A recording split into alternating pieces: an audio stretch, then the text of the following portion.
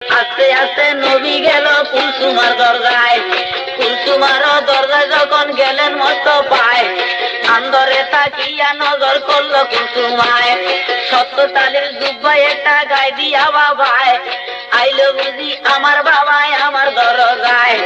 বাবে বুঝলাম আমার বাবার লজ্জা শরম নাই, আমারে যে দিছে বিয়া ধনী জামাই চাই।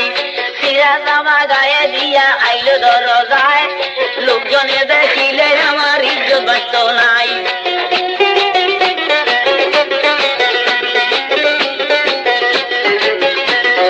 এই কথাটা যখন কইল বিবি কুলসুমায়, আরো সে তাকিয়া আল্লাহ বেজার হইয়া যায়। আয় হায়